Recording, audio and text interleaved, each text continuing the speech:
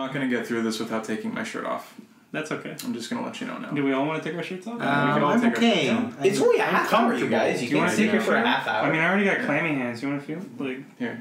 We just slip right out of it. Yeah. Oh, God, that's disgusting. You know how, like... Well, here, Chris. No, I don't want to touch Darren, that. come on. Well, see, I've been... I don't want to touch your clammy. Give me a little bit. You guys want to feel something crazy? My shin's got the sweats going on right what? now. What? Got the shin sweats, yeah. Oh, that's fucking weird, dude. Yeah, I get shin sweats now. I do too. Yeah. I had to put deodorant on before we came in here. Oh my God, Micah, your pits are like drenched. It's a waterfall. Yeah, don't worry about it. You just graced me with it. Let me see this. Look at this. Look at how wet it is in there. I have very good perspiration. Thank you very much. Oh, Jesus. So that's how you turn that into a positive thing. Be it in the grim darkness of the far future, or on the blood-soaked battlefields of the old world, a secret cabal of casuals meets under the cover of night to argue about their plastic army men.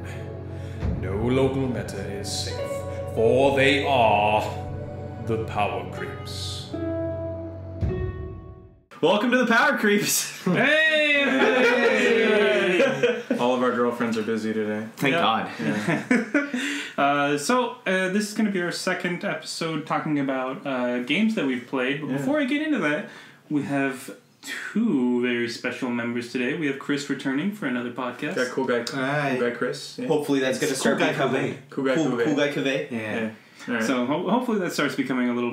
Hopefully you start showing up more often. Start being a nice regular. Yeah, that'll be fun and exciting. I have to do so much more artwork now. Yeah. And by I mean I have to make David do so much more artwork now. That's great. We have a team He now. gets to feel included. We do have a team. Speaking of team, our music man is here. Yeah. Hey! How can we... I'm responsible for your first comment. But nobody knows who you are yet. What's your name? My name's Jaren. Hey, Jaren, what armies do you play? Well, Ian, Yeah. I play Skaven. Okay. That's not a real army anymore. Yeah, I played in 40k. Oh, okay. Yes, okay. Yeah. And then I'm going to play Nurgle, and I'm going to play maybe Admech. I say I'm going to play, but I've got those boxes Okay. Well, with screws in them. I feel compelled to give you some praise where praise is due. You're an exceptionally good painter. He's my best student ever. Yeah. Do you want to plug your Instagram? I do. It's Cloud Miniatures. I've had it now for like maybe 3 weeks. Yeah. Yeah, if anybody hasn't looked in the description below, we actually have a list of all of our Instagrams, and then Jaren as well has his SoundCloud in there if you want to check anything out. So now you know where to cut his Instagram out. We don't need him plugging anything. Oh, got it. Get all that right, out of there. I'm going to leave it in there. He gets to say it once. You say it one more time, I swear to God. You're cut. Cloud Miniatures! So yeah, Jaren's going to be around.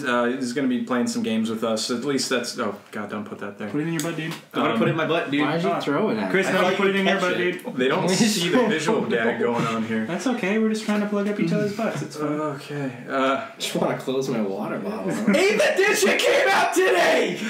8th edition came out today, you guys! It did. Oh, yeah. It's his release day! Yeah, we had our first official game today. We picked up all of our rule books. We saw all of our local pals down at the friendly local game shop. It was a good time. Yeah. You know, what I actually noticed this time was kind of interesting. This is one of the first release pre-orders that I've been to where everyone's actually gotten all their stuff on time. Well, I mean, you don't think that's because we were at the door, like... No, I don't think that's it, because we each had boxes with our names and everything on it, so it was all shipped in correctly. I think he also had everything ahead of time. Yeah, like, this is the first time that I think GW has gotten everything there on time. Because you remember the Harlequin release when you pre-ordered? Yeah. When you pre-ordered, Micah. I pre-ordered the Harlequin army that I still haven't played yet.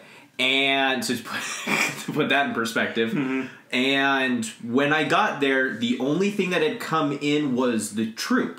None of the characters, the bikes, or the tank, which is also doubled as the transport, were there. So during the Harlequin release, I actually only got the troop.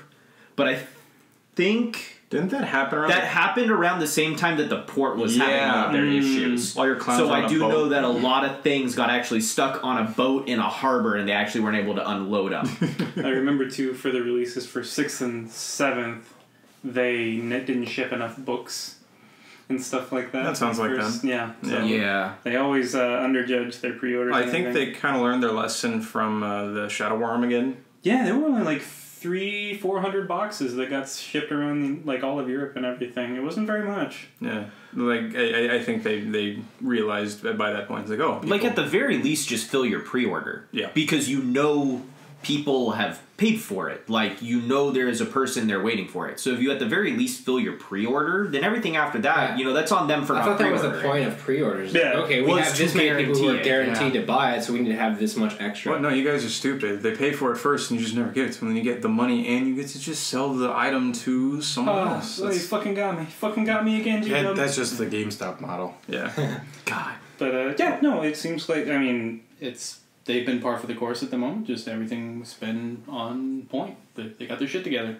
Thank you very much, DW. It's because this is my first pre-release, so they're like, we gotta make it special. We gotta make sure Jess got exactly this what guy's he played needs. like 4 games. We really need to make I've sure. played less than that of 40k.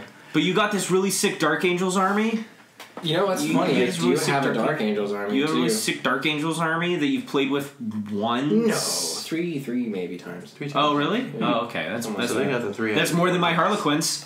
That's right. Because my Harlequins are at 0 so far. That's how I learned how to paint first. Was just painting fucking 20 Snap 2 Dark Angel Space Marines. That's a great what way I to did. start, though. Jaren, how did you get so good at painting? Well, I had Beverly Hills Cop 2 on when I was painting those, so I'm gonna that credit Eddie transfer Murphy over? for some of that.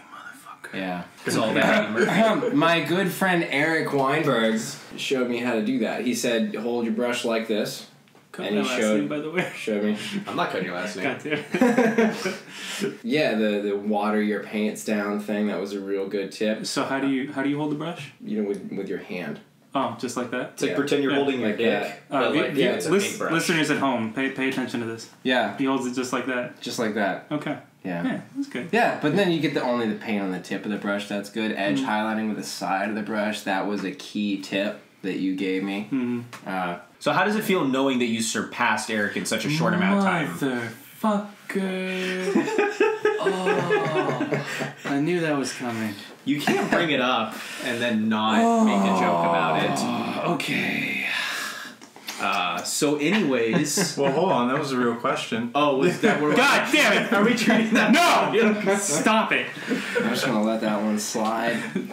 So today, Ian and I had our first game of 8th edition. Oh, yeah. It was a very fun game. So I know last week we were saying salamanders versus word bears, but And the loyalists bitched out at the last minute like they always do. yeah, I spent the entire week trying to paint my librarian and forgot that I should probably build stuff. So I didn't do that. That's a shame, pal. So You I pulled didn't my- even run the librarian. Nope. So I pulled my Tyranids out of the case, and that was a lot of fun.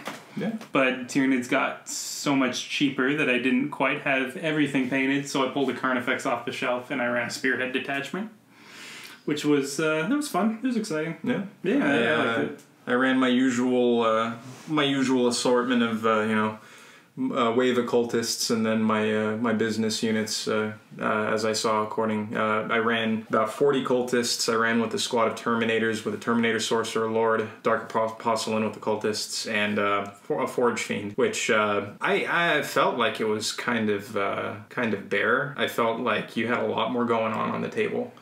So I'm not sure if the units that I picked are are more expensive or what the deal is, but I know I'm on the cheaper side. Oh, I should probably say what I actually ran.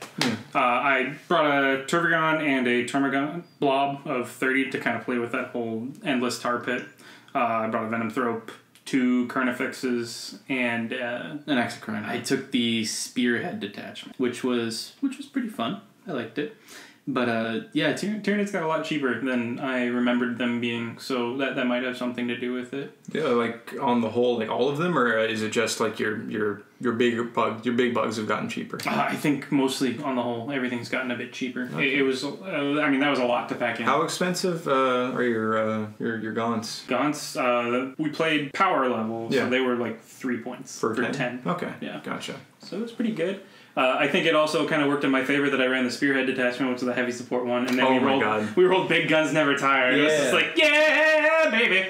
Yeah. So a cool change for Big Guns Never Tire is heavy units get to what would be objective secured basically in 7th edition, where if you have a heavy unit near an objective within 3 inches, it doesn't matter how many enemy models are near it, the heavy unit gets to claim the objective.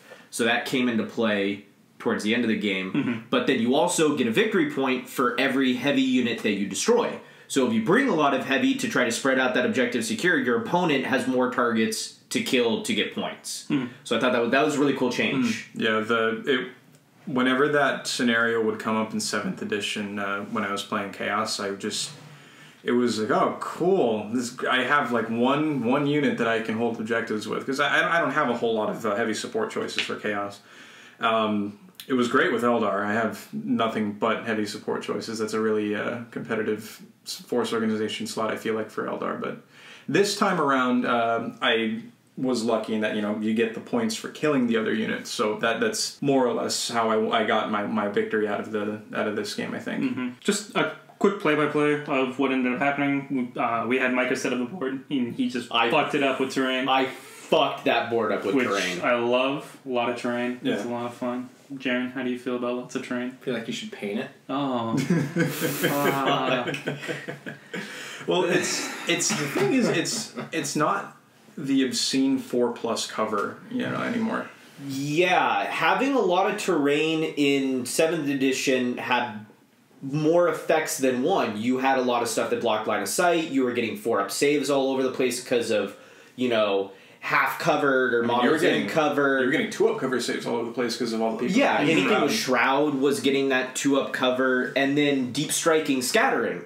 When you had a lot of terrain, deep striking with a lot of terrain was fucking terrifying because it was so easy to mishap. But Ian was able to bring his Terminator squad, and they were right where they needed to be. Yep. There wasn't a worry about being, mishap or anything like that. So having a lot of terrain now, it's how you should have always played the game, but it's, I say, more efficient to do it now. It seems like you're saying there's fewer negatives to having a lot of terrain. Absolutely. Which is, it makes it more interesting. There's more character, too, I feel like. So, Eric, you've played, before we go too heavy into the game itself, you played from 7th into 8th with your Tyranids. That's one of the things that people have been saying, that the Tyranids have gotten this major buff. Did you see that in this game? I could see it. I didn't... spoilers, I didn't lose as bad. But no, I felt like I was doing pretty good for the most part. My blunders were tactical, not so much that I didn't bring the best thing to bring. But no, I felt like they were, especially with how cheap Carnifexes are now. I think I'm going to try and start running traditional Nidzilla now. Yeah, I felt like your big bugs did great. Yeah. I felt like all of your big bugs were great, and all of your gaunts held objectives, and it was just solid, like all solid units. Nothing felt like a waste. It became pretty evident to me very early on that I just wasn't going to kill that gaunt unit, so I stopped trying. Yeah, I had a big 30 blob that was holding an objective, and I was just like, nope, no one's going to take this from me. Yeah, I think by the end of it, you only lost like 3. So, turn 1, I gave Ian the first turn. Which I didn't want. Nope. Nope. So... let him kind of move around and shuffle around. He popped a couple shots at me. Yeah, but for the most part, yeah. If I had to pick an underperforming unit for my list, I would say my Forge Fiend kind of let me down. I feel it accomplished more in close combat than it did actually firing. And even at best, it was a speed bump for my Carnifex. If you could do it again, would you have brought the Mauler Fiend? Absolutely, 100%. Specifically in this game or moving forward. Would I have brought a Mauler Fiend in this game? I would have to compare the Mauler Fiend's profile against Carnifex because that's likely what I would throw it at. I think so. I think it's safe to say I'd bring it. Looking down the road, I'm not sure what I would throw my Forge Fiend up against. I feel like maybe against Marines, just because of its... consistent, or maybe maybe even against Terminators, just that -1's just enough to make them sweat a little bit, the high volume of shots. In fact, it's 2 damage, it's like, okay, hey, you're a dead Terminator if you fail your 3-up save. Yeah, that's a very good point. 2 damage is, you're killing a bike, you're killing a Terminator, anything with 2 wounds, you're popping them with 1 shot. But against other monsters, nah, I don't think it's a viable option. Yeah. So that was your unit you didn't like. What was the unit you did like? My Terminators, man, 2 wounds is great. They did such a good job. I should emphasize my Terminators accompanied by the Terminator Sorcerer Lord. They just very, very slowly pushed through Erik's back line. All of his big monsters just lined them up one at a time, knocked them down. They didn't. There was never a point where they killed a creature in a single round of close combat, but they were kitted out with power axes, power fist on the squad champion, and then combi meltas all around. Honestly, I think Power Fist is superior to the Power Axe. Against monsters, yes. Yeah. I'm very excited to see what my Terminators do against Terminator equivalents or Marine equivalents. I will likely be running a Sorcerer Terminator Lord with Terminators in every game that I play now. The fact that they can teleport in right where I want them, 9 inches away. I can use the psychic power to move them and get them into Melta range or get them closer to something to assault it. I can guarantee there will be a target that I can alpha strike very, very hard. And they're beautiful models. You didn't see them very often in 7th. So the fact that they're not only good looking models but very efficient for what they do is why not bring them in almost every list? With the formations that let you take elites as compulsory choices, I feel like you're going to start seeing a lot more Terminator lists. Which would be nice. Yeah. Maybe I'll do an Iron Warrior list that's mostly heavy supports and Terminators. Dreadnoughts and Terminators. That'd be fun. Yeah. Go back and do a Deathwing list. Yeah. No, Deathwing would do great. Absolutely. Yeah. So turn 1, not really much happened. No. Turn 2, everything. I started pushing forward a little bit more with the Termagants and kind of picking some targets. I threw a Carnifex into your Terminators that were beating the shit out of my Tervigon, and I used the wrong profile for my Scything Talons. That was stupid of me. It was very dumb. I was using regular Scything Talons as opposed to monstrous ones. So might have gone differently. Maybe a little bit. It's your first game. Yeah, I'm not too worried about it. And that was the thing. We kind of had a couple little things that we did miss, but nothing significant, I'd say. Yeah, I mean, there was a charge that I very clearly meant to be a disorganized charge, but I didn't declare it as such. We had another dispute about the cover save. Yeah, and then I think we weren't certain if you could fire psychic powers into close combat, but... there's nothing in the rules that say you can't. There's nothing that says you cannot target a unit in combat with a psychic power, because there are rules that say you cannot target a unit in the shooting phase that's within 1 inch of enemy models, but there's nothing in the psychic phase that says specifically you cannot do it. And even the wording in Smite doesn't give the impression that it's like a direct damage. It's like if you're near something, it starts to burn. Like Yeah, and it's like there's obviously no like auras or whatever in vehicles. There's a lot of obvious restrictions. And that isn't one of them, if you take it rules as written. So, just kind of skipping ahead, because it was really just a lot of slugfesting and everything as Ian kind of worked his way down my line, and I pushed forward into his side. Ultimately, at the end, Carnifex blasted through the Forge Fiend and stole an objective out from under him. I had my 1 that was being held by my blob. That wasn't going anywhere. Nope. I captured an objective with my Sorcerer broke away from the Terminators and captured an objective on his lonesome, and then the Terminators, they peeled, what was your big bug that was on that? The Exocrine. The penis monster? Yeah. They peeled the penis monster off that objective and then held it there, and then after we factored in for kill points, I had killed a few of your heavy support choices, and I had Slay the Warlord on you. So, 3 points. Not bad. It was close. Especially considering close. all of the objectives were 3 points a pop, and you guys were tied on objectives. A 3-point swing that's not a very big swing. That could have very easily changed. Ian, would you say that you jacked the objective? I jacked the objective off of that off that penis monster. Yeah. Interesting. I would like to point out you didn't have to paint it dog dick red, but you did. Yeah, I know. It's like he wanted us to think that was a dog dick. I paint all the guns and the Scything Talons, I do bright red. Just because I wanted some color to break it up. And I like red. It's beautiful looking. No, it's good model. You don't have to. You should put Ard coat on it. I'm not going to make it a little wet. Like nice and wet. Oh, Ooh, boy. yeah. I'm not making a big sweaty dick. So what would you say was your best performing unit? My best performing unit absolutely was the Exocrine. Yeah. Yeah, no, without a doubt. I never felt like I had spent the points wrong on that. The amount of shots that it can put out and the strength that I almost killed your Mollyfiend in 1 turn with it. After starting it out with your Tervigon, I very much felt like I had chosen the wrong target. Yeah, and honestly, what I was hoping is that you would fail the charge so I could just point the giant dog dick at you and just melt your guys. which very well could have happened if I had been able to. But you make your charge. But the Made some good Tervigon calls. did stick for 3 turns. Yeah, That was a 3-turn combat just to get that thing down. So it's not like it did do anything. Yeah, and it had kept Catalyst on my Termagants that kept coming back. So it was everything did its job. So honestly, We actually had a few Deny the Witch rolls that happened. Yeah, that was fun. Deny the Witch is a thing now. It's not a More snowball. 6s. The roll off was good.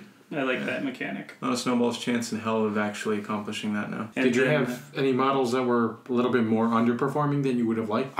honestly, no, I didn't. I thought everything was great. The only things that I was kind of upset about were the Carnifexes until I realized that I was using the wrong profile for my weapons, which is entirely my fault. And then when I did, they killed everything. So It's apparent it could have been a very different game. I guess. I wouldn't say very different. You don't but think so? No, I don't think it was. Because I personally think with the profile that they were rocking with, that would have ripped my Terminators apart. I may have killed a Terminator or two because I don't have any AP on, or no, it's -3 AP. Yeah. But I still think it would have been close. Okay. I don't feel like I would have won just because of that. The Tervigon getting so hurt turn 1 basically made it just a tar pit for the rest of the game, because when its health profile went down to hitting on 5s, with the amount of attacks you have, that really hurt it. I feel like if it was full wounds going into that combat, then maybe... Well, I don't really feel like it's a close combat creature. No, I don't isn't, think it is. I don't think that would have made much of a difference, because all it is there is just like, if it didn't get hit or it survived, it would have just crawled away and hit in the hole and just keep replenishing the Termagants, which were at full strength the entire game anyway, so it didn't really matter. Paints the picture. It's literally like the biggest thing that you have on the field, and it's like, oh, I want to get home. I just want to get back to my babies. Yeah, I don't really think I would have run anything much different. I mean, I'd choose a different list sometime, but I don't feel like I made a bad list or anything. Now that I'm thinking about it, I'm pretty sure I would run Plasma Chosen in the place of the 14. Yeah. Yeah, I think they might have accomplished a bit more. The Hades auto cannon is good. It's just, I think it's more there to mow down lightly armored units. It's inaccurate, and it's Rend isn't that great. You could park a Chaos Lord next to it though and get your... It's still it's a 4+. It hits on a 4+. I'd rather run around with. Yeah, man, army-wide 4+ must fucking suck, right? I'm ballistic skill cultist now with my Tau. Well, I mean, you figure Fire Warriors get just as much training as a cultist does. So Yeah, you're right. Yeah. Fire Warriors totally don't train their whole lives to shoot a single fucking gun. Well, I mean, I recognize that you're the military backbone of the Tau, but you're a very docile, peaceful, We don't want to hit you. Yeah, that's what it is. We don't want to hit you. No, that's why we Micah, hit on 4s. Fish don't even have thumbs. I mean, I don't know. How am I pulling the trigger? That's why you. I don't that's why know. you can't hold the gun. Flippers. Hard to hit with too. That's why you're not good in close combat. They can slap real well, though. Ultimately, Ian won the game by those couple points. It was a pretty good game. It took us 2 hours. Something to that, yeah. Yeah, it really wasn't that long. And I mean, that's kind of rough too, because we got lunch and everything before we came back. But it's definitely a shorter game now. No question there anymore. That's not a theory. These games are going quicker. There's no way we would be able to play a game and then record something afterwards if, we were back in 7th edition. That, and I don't feel like we hate each other right now. No. Yeah, no, it's just a fun. We'll give that one some time. Yeah. Says the guy that won. Yeah. Eric's just gonna be sitting here later drinking alone in the dark, just like, why the fuck didn't I remember my profile? I got like 24 cans of Corona in the fridge. I got a lot of time to think about this. Oh god, you got a lot of time to drink about this. Okay. So this is our second game of 8th edition that we played, probably our millionth that we've watched, because everybody's watching all the battle reports and everything, just to kind of stay up on top of it, Jaren. This is your first one you've seen. Granted, you didn't really, because you just hobbied the whole time. I haven't hobbied in over a month, Eric, and I had shit to glue. Okay, well, we can talk about that. You had your hands on the Nurgle models. I did. What did you think about the new Nurglies? So when you glued them, Yeah? what part did you put the glue on to glue it to the other part? Well, first I put it in my nose to get in the mood. Right. Yeah. And then... Then you got just did nothing. You just stared at it. That's just all you did. Sorry, what were we talking about? I didn't actually glue anything together. I just huffed it. Yeah, but you might want to buy a new couch now. Oh, fuck me. Anyway, no, the Nurgle models look really cool, though. It was funny, because when you guys actually got me to agree to get into the game, like a year ago, or whatever What that are you was. talking about? We didn't do anything with the sword. Yeah, I wanted to do Nurgle, because I started watching battle reports, and I think the first one I saw was, like, Tabletop Tactics, and it was some dude running a flying circus list. I said, that looks real cool, and then Ian's like, that's a bad idea, you shouldn't do that if you never played before, and probably is a good point. Plus the models were weird and that would be hard to learn how to paint on. So I went with Dark Angels first. So it's nice that all of a sudden now, like, they just happened to pick Nurgle for this. And I also wasn't a big fan of, one of the arguments against running a flying circus is you should run Death Guard or something instead, just because it's going to be a little bit more viable if you're running some Marine support for your demons. I wouldn't say... I think my argument was, this list would win, but it's more viable to get people to actually play against you. Right. Well, I was under the impression that it's either going to win or it's just going to lose, and there's not going to be a whole lot of close games with it. It's either going to be a sweep or not, whereas the Marine edition would make it a little bit more viable, a little bit more versatile, but I didn't really care for the Chaos Space Marine aesthetic as much, so I kind of didn't really want to do that.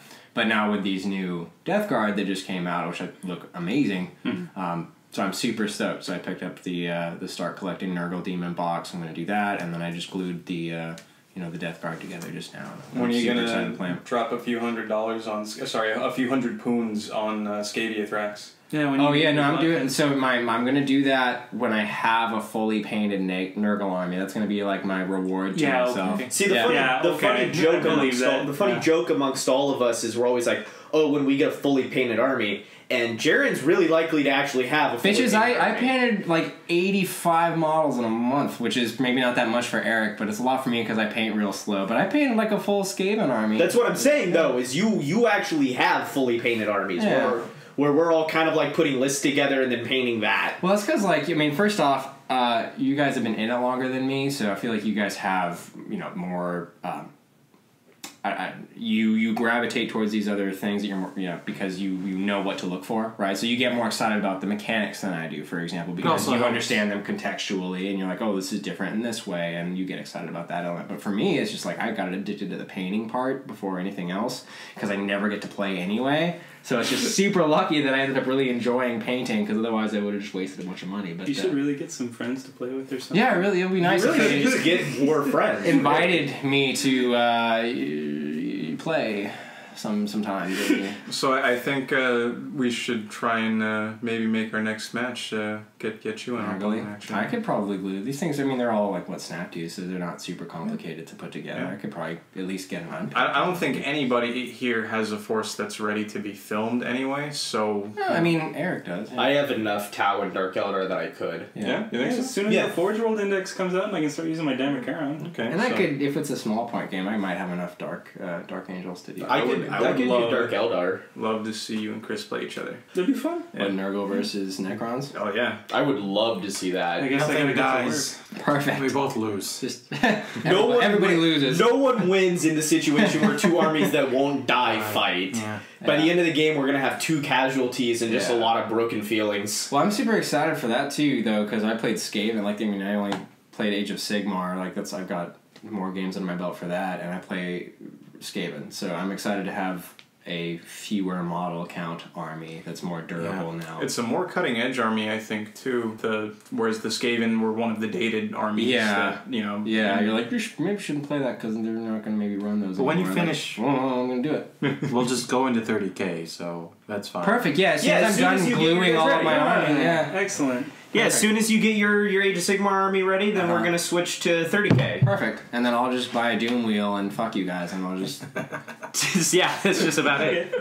Opinions? Who's feeling what about 8th edition right now? I'm liking it. The games are going quicker. It's easier to understand. It's not as bogged down with bullshit as 7th was. I think the missions are a lot more intuitive to how you play them. The fact that you can roll not only 6 for the Eternal War, but you also have Maelstrom. So you got a lot of diversity in what you can play. And it also means you have to be careful about what lists you bring. For example, today was Big Guns Never Tire. And you just both happen to have brought heavy choices. But had I been playing, I didn't have any heavy choices in my Tau list. It would have been that would have been very uphill for you. I wouldn't have had anything, which means as soon as Chris moved anything heavy, that immediately would have won. True, but what I'm just saying, you have to build lists in such a way where what objective or what game type you get is actually going to be a factor. Well, do you get to choose does someone get to choose, or do we just decide to roll for the game? We decided to roll. I'm sure You could could pick out of the 12 of them. You could just pick one that you want to play. We just rolled for it because we're still learning it. You so can why be not that try guy it? that runs the all heavy spearhead, and then just I get to choose maybe. I've never tried that. A lot of the strategy does start before the game actually begins. Ian, any points? I feel like I no longer understand my army, my chaos book to the extent that I did previously, but I'm excited to learn how to apply my units. Like cultists, I'm not really sure what to do with them right now, other than just being an abundant, cheap source of bubble wrap for other for characters or for objectives. Terminators, very clear to me how to use them, so that's the first stepping stone I think I'm going to use to move forward into building my force up. So I'm excited for the new challenges that are going to be coming forward. Mechanically, any complaints or praises? I can't even say that the Forge Fiend is bad. I just didn't apply it correctly. So at the moment, no. Give me some time. I'll find something to bitch about. Chris? One of the things that I'm looking at when I'm playing the game is the fact that anything that you have can actually do damage to anything the other party has. I think that's actually a really big, important thing for most people. You get bigger or even grander battles, like one lasgun guy could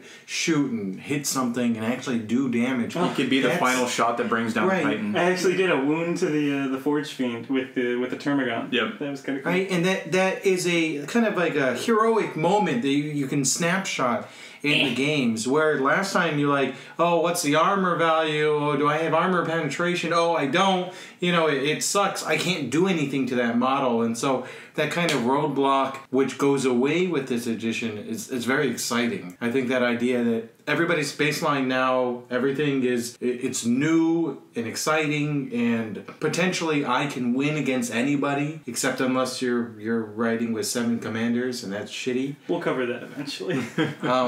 But I like the change. I do. It makes everything streamlined. It's easier, and I think it brings out the idea that I can win even in the most dire circumstances. Jaren? Yeah, I mean, having not played it yet, I don't have a whole lot of, mechanical stuff to talk about, but I'm definitely seeing how fast the games go by is encouraging, just because it means we're going to get more games, and, it's a little daunting to sit and we need to have 5 hours now to set aside, and plus, with so few games that I've actually played for 40K, just those rules, the rule bloat was so daunting. It's like I wasn't going to sit and spend the extra time to sit and study everything, so just every game was hard to really enjoy, because so much of it was spent in my codex, like, okay, wait, what does this do? And so, I mean, for me, that's a huge positive that they've streamlined it in that way, so there's a lower learning curve, so I'm really excited about that. And yeah, I'm excited for the opportunity to finally get to play this other type of army. I'm excited for all the new models. I really, really like all of the the choices that they made in terms of the aesthetics of the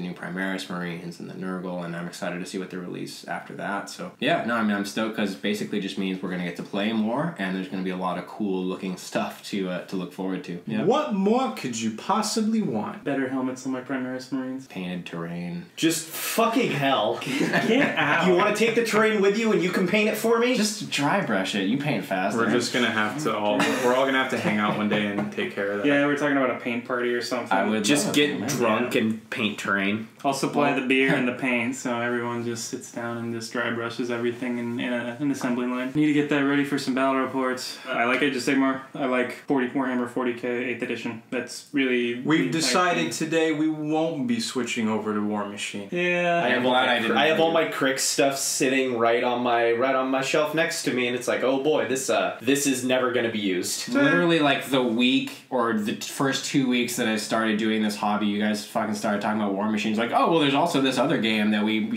should buy stuff for. I'm like, I just spent like $300. I mean, at least we didn't all spend a lot of time working on our Blood Bowl teams. Yeah, that's really nice. Good. Yeah, at least we didn't do that. Woo.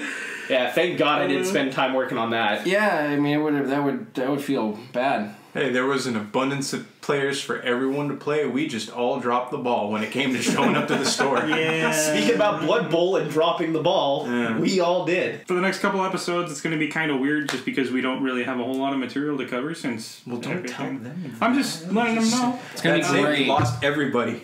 If anybody out there has suggestions, do you want us to do faction focuses? Are you enjoying these kind of 30-minute post-game? Do you want us to step back more towards doing the hour-long kind of, not necessarily list breakdowns, but... Do you not want to write our podcast for us? Say something mean. Say something mean to us instead. So we got a couple ideas as to what we're going to start bringing up. We're going to do some lore lists and discuss them and the points that we like about them, and then we'll kind of mention games that we play and everything. But I think our focus is going to start going towards actual battle reports, which we're excited about. It just might be a little while in between podcasts now, but we'll try and keep it pretty regular still. How much does it hurt your eyes seeing a battle report without fully painted armies? It hurts my eyes. I bleed from them the second I see it. But I guess if people didn't give a shit, then that could happen sooner than later. When they're doing it all on like the phone camera and it's all shaky and everything, and they're recording every waking second of their game, and it's like,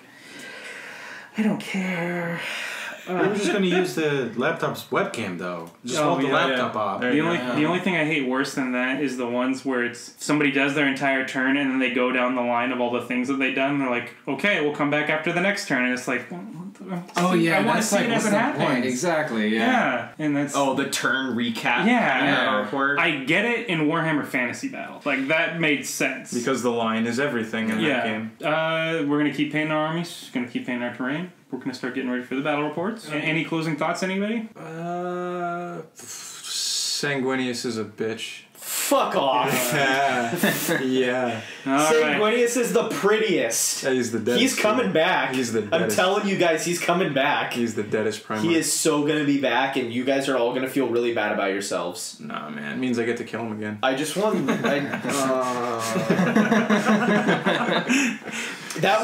That would piss me off to no end if they wrote Sanguinius back into the fluff just to kill him again. Hey guys, I'm back. Well, on that note of Sanguinius dying again, I'm Erik. I'm Micah. I'm Ian. I'm Chris. I'm Jaren. And we're the Power Creeps. And next week there's going to be 6 of us. No, 7, 8. We just keep 25. Dream big. Be somebody. It's like me 6, you know. Good luck on painting your models. And have a good night. Take care. Have fun, everybody. Bye.